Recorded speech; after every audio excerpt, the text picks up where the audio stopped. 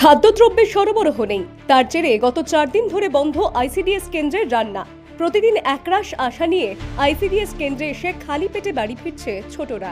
খাবার পাচ্ছেন না প্রসূতিরাও, এমনকি শিশু দিবসেও ছোটদের ফিরতে হলো না খেয়েই। বাঁকুড়া 1 নম্বর ব্লকের ঝরিয়া গ্রামের আইসিডিএস কেন্দ্রের এমন অবস্থায় ক্ষুব্ধ ওই আইসিডিএস কেন্দ্রের উপভোক্তারা। খাবার হয়নি, বাচ্চাদের খাওয়ার প্রবলেম হচ্ছে, টাইমে খেতে পাচ্ছি না, সেই জন্য সব স্যারেরা এসছেন দেখতে এসছে। কদিন ধরে পাচ্ছেন না? বাচ্চা খাবার আর 4 দিন। কি বলছে এরা? এরা খাবার নিতে এলে বলছে চাল ডালের সাপ্লাই নেই, খাবার দিতে পারছি না এখন। সমস্যায় পড়ছেন তো? হ্যাঁ, সমস্যায় পড়ছি।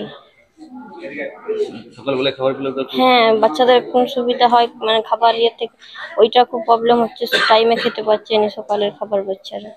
আমি হঠাৎ আজ শুনছি যে 3-4 দিন খাবার পাওয়া যায় না।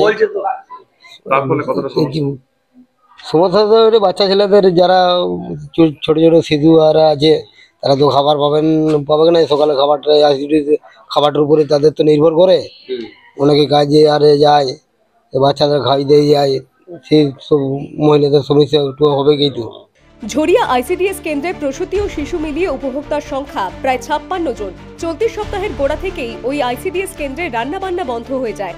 আইসিডিএস কেন্দ্রের দায়িত্বপ্রাপ্ত কর্মীদের দাবি, খাবার সামগ্রীর সরবরাহ যথাসময়ে না হওয়ার ফলেই এই ঘটনা ঘটেছে। কি আর বলবো, অফিসে খাবার সাপ্লাই হলেই হবে। অফিসে খাবার সাপ্লাই নেই? না, এখন সাপ্লাই নেই।